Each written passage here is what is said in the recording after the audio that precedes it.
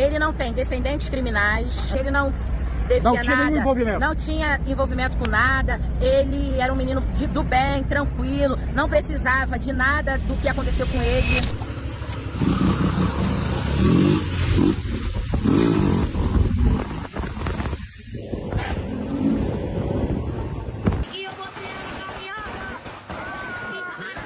Meu filho só tinha 19 anos, ele era um menino, ele não merecia isso.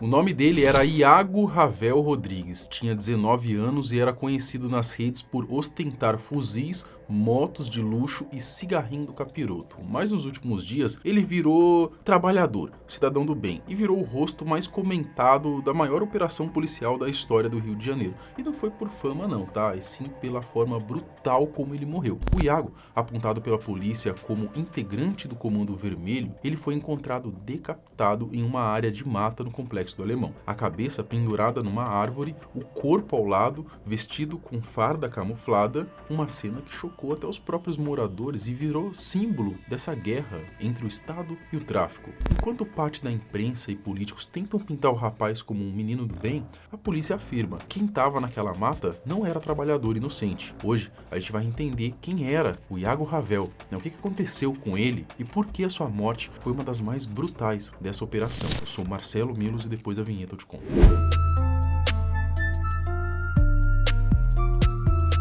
A mega operação das polícias no Rio de Janeiro nos complexos do Alemão e da Penha segue em ritmo intenso, são mais de 2.500 agentes envolvidos e uma das maiores ações já realizadas no estado. Até aqui o saldo é expressivo, 83 presos e nomes de peso do crime organizado atrás das grades, como Rodrigo de Jesus Coelho, o RD e o Joelison de Jesus Barbosa, o Fuzue, apontados como chefes do Comando Vermelho no Pará. Mas o número que mais chama a atenção é o de mortes, mais de 120 até o momento, o que faz dessa operação a mais letal da história da Cidade Maravilhosa. Para se ter uma ideia da dimensão disso, a operação do Jacarezinho em 2021, até então, que era considerada a mais violenta, terminou com 28 mortes. Agora, a diferença é gritante, né? Os policiais entraram com tudo, dessa vez parece que o recado foi dado. E, infelizmente, entre os mortos também estão 4 policiais, homens que estavam do lado certo da história. O restante, segundo os relatórios, são suspeitos de envolvimento com crime nas comunidades. E como era de se esperar, parte da mídia e alguns políticos lamentaram mais as mortes dos suspeitos do que dos agentes. Teve deputada pedindo um minuto de silêncio, se eu não me engano o Boulos também, né? Ele foi lá agora, tem um cargo importante no governo Lula, também pediu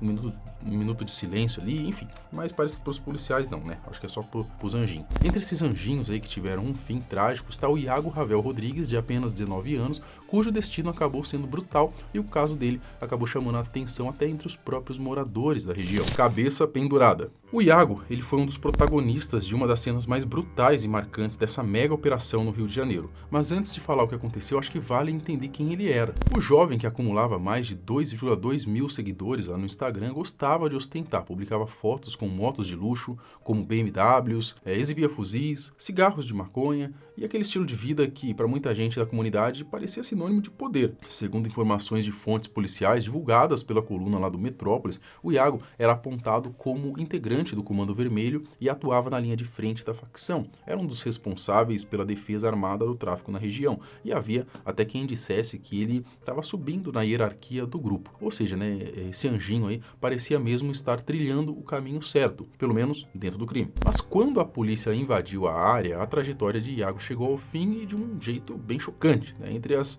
dezenas de corpos espalhados após os confrontos, o dele chamava a atenção por um motivo específico. O Iago foi encontrado decapitado em uma área de mata próxima ao Complexo do Alemão. A cena era brutal, né? A cabeça do rapaz foi amarrada a um tronco de árvore, enquanto o corpo, ainda vestido uma farda camuflada, estava caído logo ao lado. Nos vídeos que circulam nas redes, moradores aparecem recolhendo a cabeça e colocando dentro de uma sacola plástica, imagens extremamente fortes que, é claro, não tem como a gente mostrar nada aqui. Em meio à repercussão, uma tia de Iago apareceu em entrevistas, revoltada, dizendo que o sobrinho era do bem. Pois é, né? Talvez ele estivesse mesmo lá no meio da mata, rezando em jejum ou acampando para poder se conectar com a natureza, né? E não fugindo da polícia com um fuzil nas mãos. Vários mortos no chão, quando o homem pegou a cabeça dele e colocou dentro do saco. Eu tenho vídeo aqui. Se vocês quiserem ver, eu mostro o vídeo para vocês. Os moradores até juntou, todo mundo botou no lençol, todo mundo ajudando a descer com o corpo. Muita gente viva ainda negaram ajuda. Captado pelo BOPE, Core, não sei quem foi que fez isso com ele. Falaram também que o corpo de Iago não tinha marcas de tiro, o que leva a crer que ele foi morto decapitado ainda com vida, uma execução das mais violentas possíveis. Entendeu? Sendo que meu sobrinho não tinha um tiro no corpo, apenas arrancaram a cabeça dele e deixaram pendurado na mata. Não estavam deixando ninguém dos familiares subir para procurar os corpos, para poder fazer alguma ajuda. Muita gente viva dentro da mata, policial dando tiro em cima de um morador. No site lá do BAT, foi publicada uma informação atribuída à suposta certidão de óbito do jovem. De acordo com o documento emitido pelo IML Afrânio Peixoto, a causa da morte foi secção medular cervical, múltiplos ferimentos cortantes e fraturas de ossos da face. O atestado ainda descreve ruptura do couro cabeludo com secção medular e exposição do conteúdo encefálico. Rapaz, meio pesado. Traduzindo em palavras simples, foi uma morte extremamente brutal, que mostra aí o nível de violência e ódio envolvido nesse confronto. A mãe do Iago também apareceu depois seguindo o mesmo discurso da tia.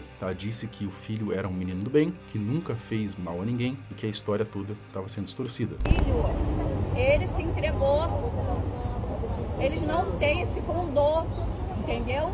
De pegar, de ir lá. Meu filho não teve tiro, não teve marca de tiro. Ele foi espancado e depois decapitado. Tiraram a cabeça e botaram numa estaca.